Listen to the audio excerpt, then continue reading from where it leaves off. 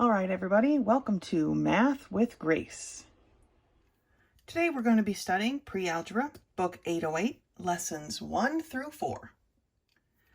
Lesson 1 begins on page 2, and it's titled Multiplying Negative Numbers in a Series.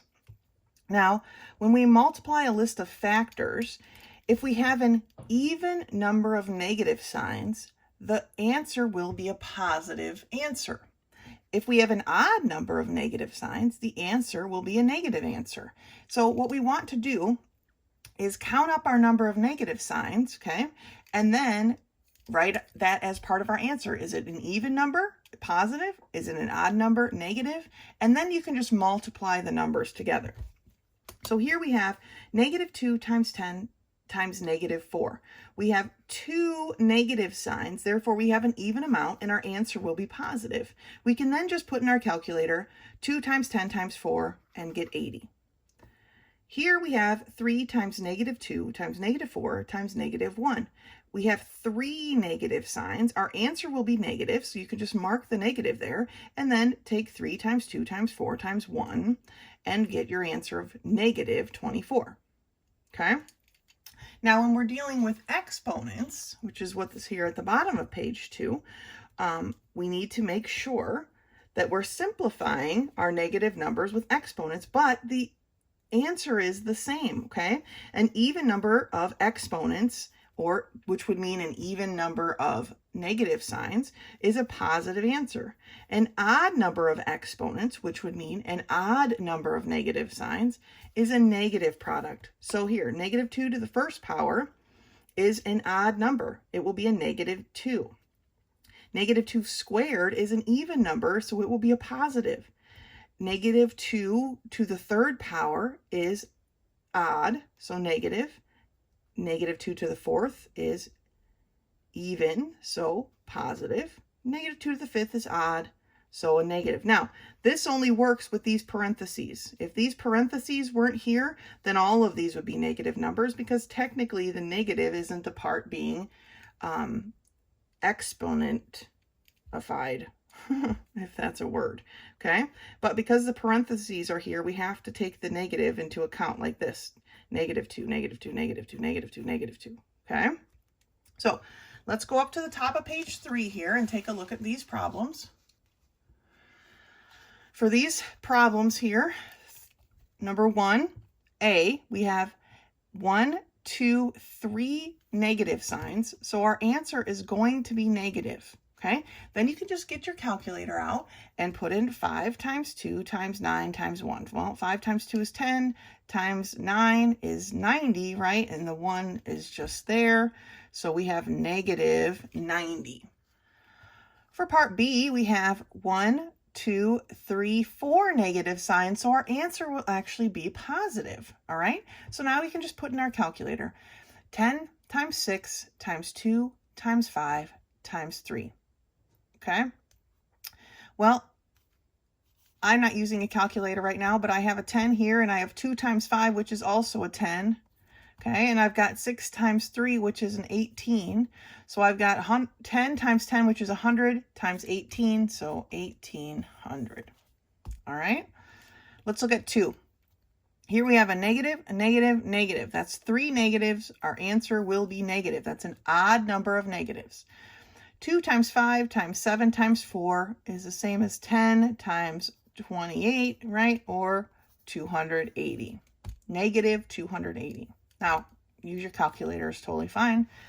If you don't have one available either, these aren't impossible without a calculator. For 2B, we have 1 negative. Odd number means our answer will be negative, so I'm just marking that down. And then I've got 4 times 2 times 7, or basically 8 times 7, right, which is 56. For 3A, we have 2 negative signs. That's an even number. Our answer will be even. Now here we have 9, basically 3 times 3, which is 9, times 9, which is 81, times 10, which is 810. All right, 3B, we have 1, 2, 3 negative signs, so our answer will be negative. I'm just going to go ahead and mark it. And I've got 2 times 2, which is 4, times 4, which is 16, and 16 times 3 is 48. Okay, and then for number 4, we're have our exponents here. We're practicing our exponents. So the quantity -7 squared, that's 2 negative signs, so our answer will be positive. So 7 squared is 49. Here we have a -8 to the 1 power. That's an odd number, so our answer will be a -8. Here we have the quantity -3, it's in parentheses, to the 4th power. So that's going to be 4 negative signs. So our answer will be a positive answer. And so what is 3 times 3 times 3 times 3? Well, it's basically 9 times 9, right? Or 81. And then here we have the quantity -5 cubed. That's an odd number. Our answer will be a negative. And 5 times 5 times 5. Okay, 5 times 5 is 25. If you had 5 quarters, you'd have $1.25 or 125. All right, so basically, even number of negative signs, positive answer. Odd number of negative signs, negative answer. And that's lesson 1. Lesson 2 begins on page 6. And we'll be finding using the formula for the volume of a sphere. All right, we've done other volumes in the past. Now we're learning the volume of a sphere. And so it says the formula for finding the volume of a sphere is V, or volume, equals 4/3 pi r cubed. Okay, the formula is written here as well. This is a formula we're going to be using quite a bit, so we need to make sure we're comfortable with it. But all we need to do here is make sure we substitute in the appropriate information. Now, the 4/3 is not going to change. Pi, usually the book will have you use 3.14. Sometimes it will ask you to use the fraction 22/7, but most of the time it will just ask you to use 3.14. And then r cubed, we need to remember, is the radius cubed, or 3 of the radius. So here our radius is 6, so it's 6 times 6 times 6. So in this step here, they've substituted in every part of the formula that they know. You're always going to know that pi is something, whether it's 3.14 or whatever they have you use. And this time they gave us the radius as 6, so it's 6 times 6 times 6. So holding off on the fractional part, you're going to take 3.14 times 6 times 6 times 6 times the numerator of our fraction, which is 4, then divided by the denominator, which is 3. Okay? And then they rewrote that here in this bubble. So 4 times 3.14 times 6 times 6 times 6, then divide by 3. I like to save the fraction to the end. Here they put it at the beginning. That's okay. So at the other example here, again, the formula is the same, 4/3 pi r cubed. Okay? In this case, though, for our example, they gave us the diameter. But we need to know, we're smart enough, we remember that the diameter is 2 times the radius, right? Because the diameter goes all the way across. We just want it the halfway mark. So if the diameter is 18, then we know our radius is 9. Now we can substitute in. We've got 4/3 times 3.14 times 9 times 9 times 9. Okay, radius cubed. Again, putting it into our calculator, 3.14 times 9 times 9 times 9 times 4 divided by 3, right? And they get the volume. Now they rounded for this one, and so it has this squiggly equal sign because it's approximately that much. Okay, here they left the decimals, and so it was equal to. But don't forget, when we're dealing with volume, we have our unit of measure cubed tacked on to the end. Don't forget to put that as part of your answer, because that is how we denote a volume. All right, so let's take a look at a couple of these problems.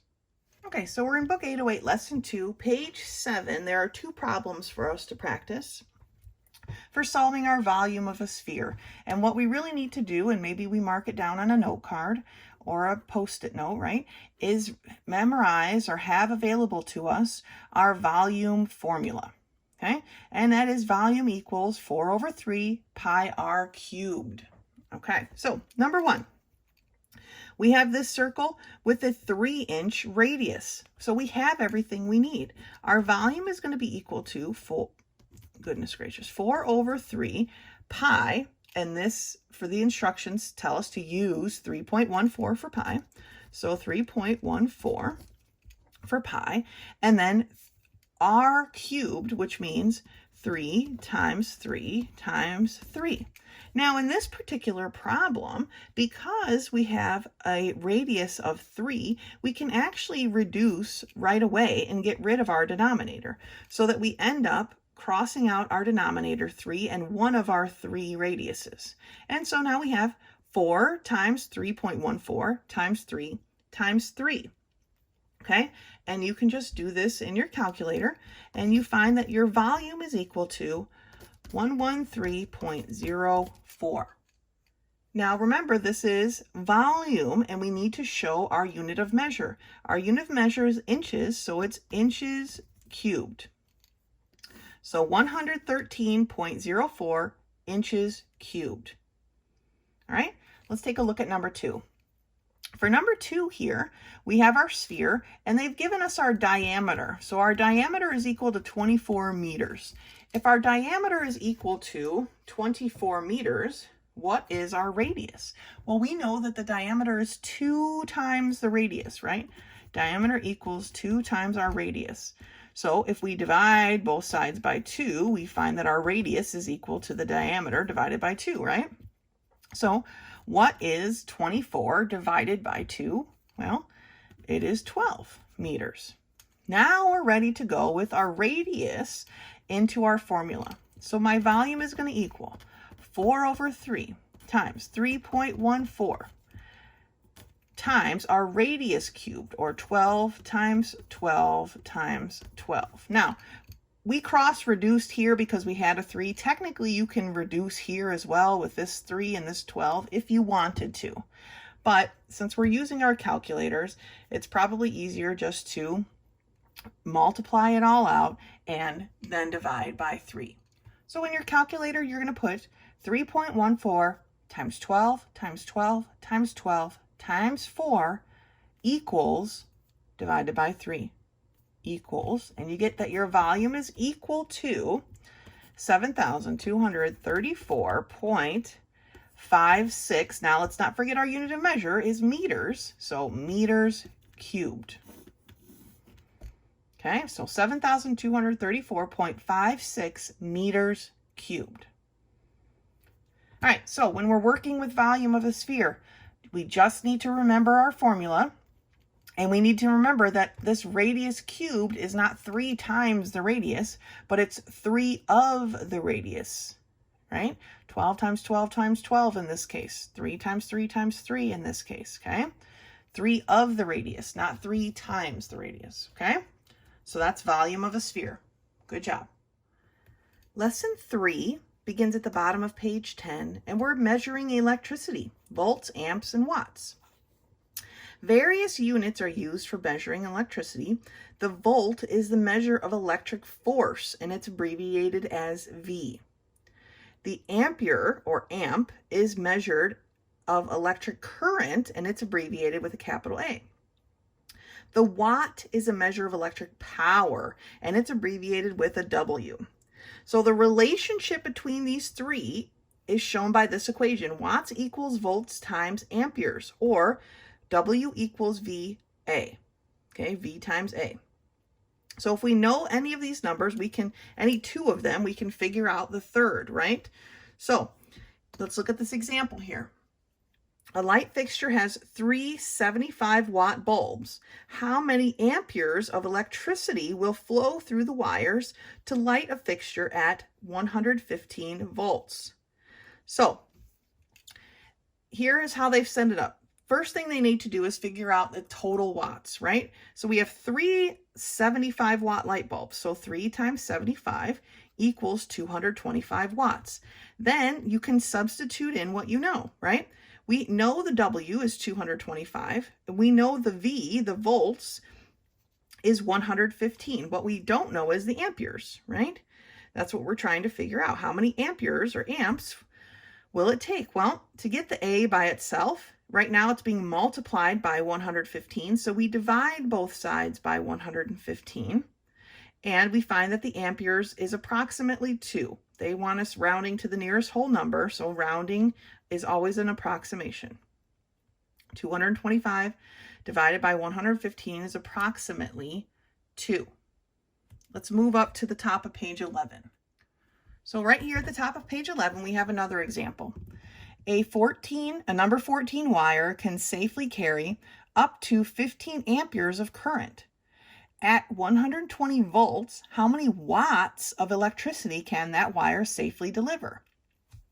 Here's our formula again. This time they just gave us a different set of numbers, right? We're solving for W this time. We have the volts at 120, and we have the amperes, or the amps, at 15, right? So it's just 120 times 15.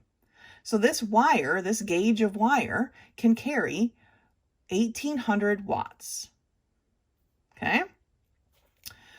Looking at this example, since a 14 gauge wire can carry 15 amperes or 180 watts, how many 100 watt bulbs would be required to generate approximately 15 amps of load? Well, here we know that the 15 amps gives us our 18 watts, right? We just studied that here. Well, they want to know how many 100 watt light bulbs would work off of 1,800 watts. Well, if we just take 1,800 and divide it by 100, we find out we could put 18 100 watt bulbs on this wire, right? We could put it on this circuit here. 18. If we put more than 18, then we're drawing too much electricity and we'll blow a fuse, right? I'm sure that's happened to you before at your house, where you've plugged something in, maybe a vacuum or something, and you turned it on and you blow a fuse, right? You're pulling too much wattage. You're requesting more than the wire for that circuit can carry, okay? And so that's what fuses do. They blow so that you don't start a fire. If that fuse didn't blow, it will send you as much electricity as it can. And sometimes that will overload the gauge of wire and it could start a fire in the wall, right? That's how electrical fires often start, okay? So these numbers are very important. They're figured out by engineers and electrical workers, and so that they know that the wires that they install will be safe. So let's take a look at these. Remembering our formula is watts equals volts times amps, okay? So they want us to fill in this chart. If watts equals volts times amps, to fill in part 1, we simply take 12 times 6. So we find out that it's 72 watts.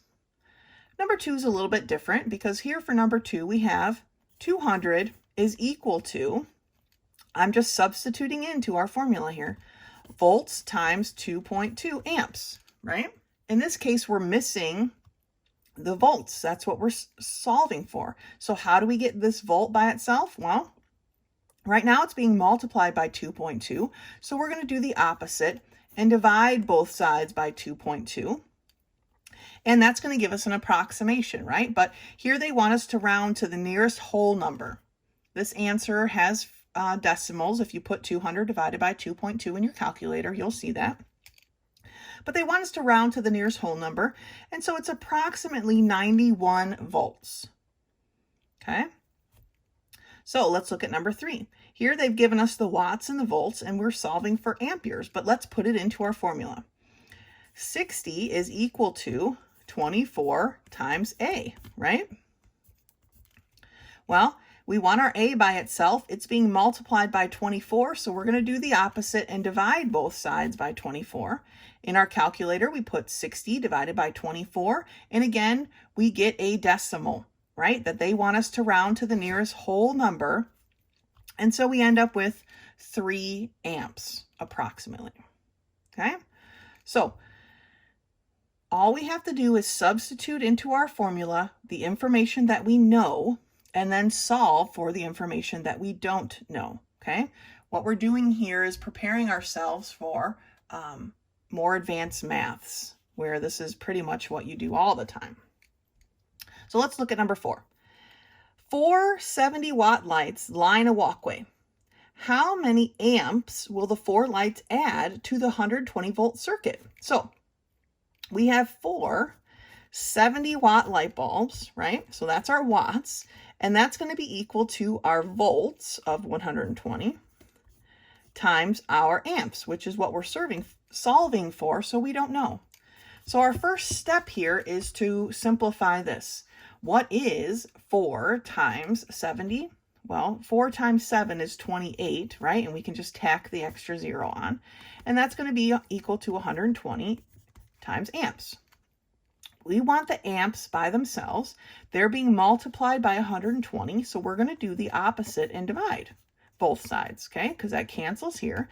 And we're left with our amps being equal to 280 divided by 12. And how that they want here is give the answer as a mixed number. So they want the fraction to be part of it.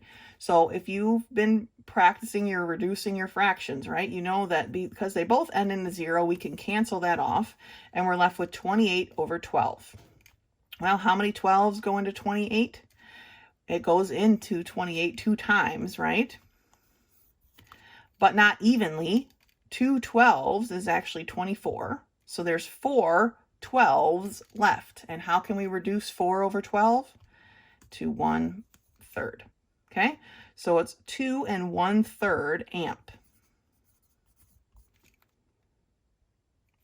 Now, you could put this into your calculator and let's see what happens. You get 2.333333333, right? And the 0.333 repeating decimal we know to be 1/3. So you could do it that way as well and see that it's 2 1/3. They want it as a mixed number, so we need to write our answer appropriately. Okay? Not rounding like we did last time. So our answer is 2 1/3 amps. Let's do number 5. 2 brand name drills are priced the same. Okay, the motor of one is rated at 4.5 amperes. The motor of the second is rated at 600 watts. Both motors operate on 120 volts. Which motor is more powerful, the 4.5 amp or the 600 watt? Well, let's take a look. We've got 4.5 amps and 120 volts, but we're trying to compare amps and watts, right? This one runs at 600 watts, but this one runs at 4.5 amperes. We can't compare the two. We have to have a like unit of measure to compare. We can't compare an apple and an orange. We have to compare an apple and an apple, right?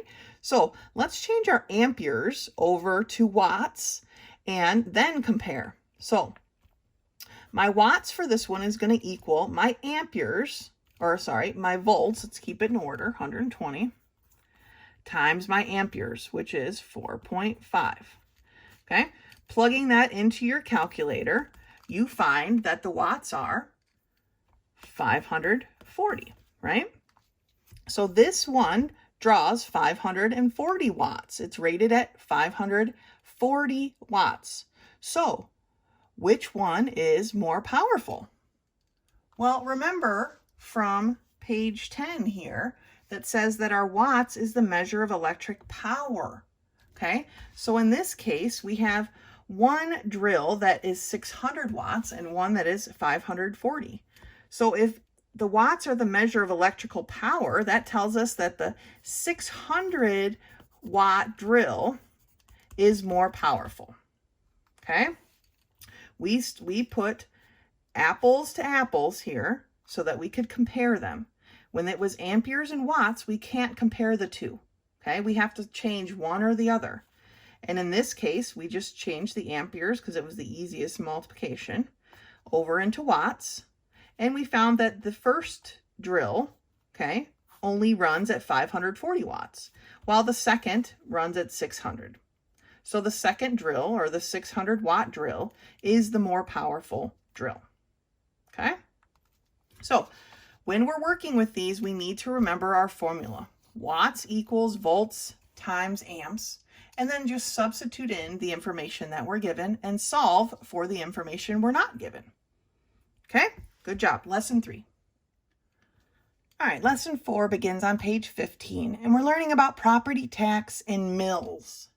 And this is kind of a strange lesson, but it's math, so we'll go ahead and plug on through here. But it tells us here that the local government tax real estate each year to generate the money needed to operate public schools and other aspects of local government, your roads, your police department, your fire departments, and so on. We get taxed on our properties that we own. Now, property tax rates are often given in mills rather than percents. 1 mill is 0.001, which means $1 tax for every $1,000 worth of real estate. So here we have the tax rate of 12.5 mils equals 0.0125. Okay, they changed it back to mils, basically took this, okay, and multiplied it. We moved our decimal 3 places, right? It was here. We moved it 1, 2, 3 places. So, and the tax rate of 62 mils equals 0.062. So again, 3 decimal places, 1, 2, 3, filled in the 0. So here's our example. Here is the value of our property, $115,000. Our tax rate is 9.5 mils. Moving our decimal 3 places, 1, 2, 3, okay, we get 0.0095. Multiplying those two things together, you get your property tax rate. So the property tax on this piece of real estate, how much are you going to owe to the government each year on your property, is $1,092.50. Okay, calculator work. But that being said, sliding my book up here, there is a shortcut method. Okay, because changing that decimal every time will get you in trouble. Okay, it will cause you to have the wrong decimal and will accidentally have you calculating the wrong answer. But since property values are generally appraised to the nearest $1,000, remember, it's $1 per 1,000, okay? And mils represents a decimal, which we don't want to have to work with. We can move the decimal point 3 places to the left and assess the value rather than the mils. Okay, so what we're moving their decimal place on is the value. So here our value is $115,000. They basically moved this decimal or chopped off the zeros rather than moving these. Okay, makes it a little bit easier. So we take the 115 times 9.5 and we get the exact same value because it's of course going to be exactly the same. So you can move your decimal here, but this gets a little bit scary, making sure we're putting in the correct number of zeros. Or you can move your decimal in the property value.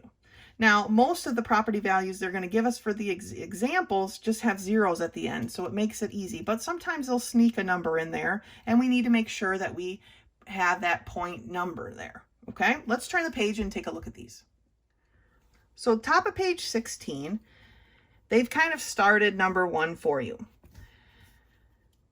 For number 1A, we have the assessed value of the property being $127,000, and our tax rate is 10.2 mils. So, doing it the shortcut way, they've decided just to chop off these 3 zeros and take, rather than move this decimal, and take 127 times 10.2. So if you do that on your calculator, 127 times 10.2, you get, and remember, these are dollars. We're talking about dollars, what you're going to owe in property tax. So we need to make sure we're representing these as dollars. And it's going to be $1,295.40. Okay, $1,295.40. All right, that is our tax assessment. Now, looking at 1B.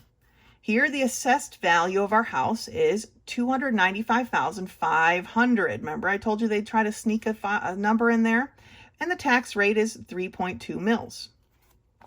Now, instead of just trunking all that off, we are going to move our decimal 3 places and put it there. So we end up with 295.5, okay, which is still easier to work with than 0.0032, okay? And so we just multiply it by our 3.2 because that's our number of mils. So again, calculator, 295.5 times 3.2, and we find out that our property tax is $945.60. Okay, now in real life, these two tax rates would probably be swapped. Okay, if your house value is fairly low, then your tax rate is usually low, like if you live out in the country or something. But there aren't usually super valuable houses with super low tax rates. Sorry, just doesn't happen. But they're trying to keep these numbers kind of small, which is fine. So for number 2, we have our assessed value of our house is $83,000 and our tax rate is 23.6 mils.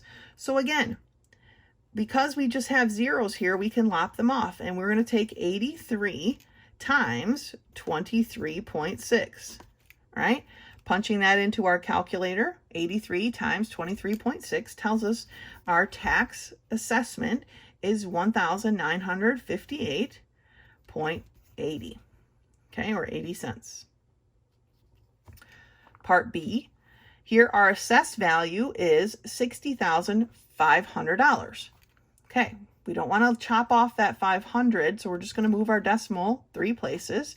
And so we're going to take 60.5 times 8.81 mils.